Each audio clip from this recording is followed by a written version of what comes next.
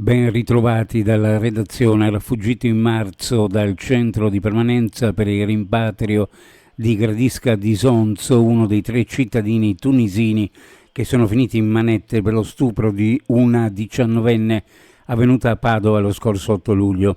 L'uomo ha alle spalle una serie di 5 rapine in cui aveva anche usato violenza. È stato arrestato per primo, mentre i complici hanno seguito pochi giorni fa.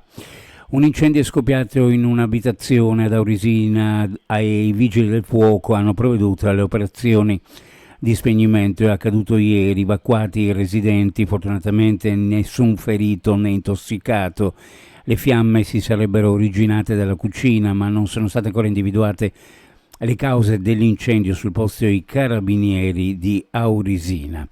4 squadre del Corpo Volontari Antincendio Boschivo del Friuli Venezia Giulia sono partite ieri per la campagna per contribuire alle operazioni di spegnimento del vasto incendio che da giorni interessa il Vesuvio, in particolare l'area della pineta di Terzigno, la riserva integrale Tirone e i territori boschivi di Trecase, Ercolano e Ottaviano.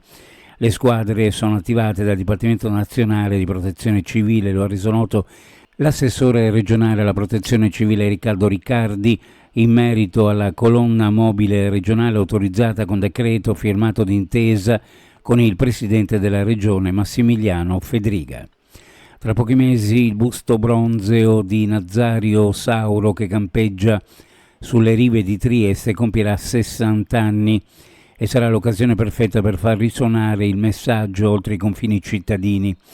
I tempi sono maturi, le relazioni con i vicini sloveni non sono più segnate dal sospetto, ma da un dialogo costante e costruttivo, ed è grazie a questo clima che si può lanciare un progetto che molti sognano da tempo: riportare la statua di Nazario Sauro a Capodistria, la sua città natale.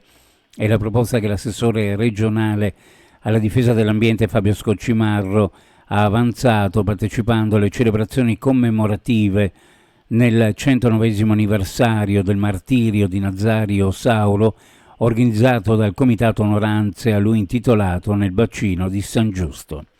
Previsioni meteorologiche per la giornata: cielo in prevalenza sereno con locale nuvolosità pomeridiana sulle Alpi, su pianure e costa bora moderata, specie a Trieste. Le temperature massime in calo lievemente, le minime molto alte, in particolare sulla costa. Temperature minime dunque in pianura fra 22 e 25 gradi, sulla costa fra 26 e 28, massime in pianura fra 31 e 34, sulla costa fra 30 e 33 gradi centigradi.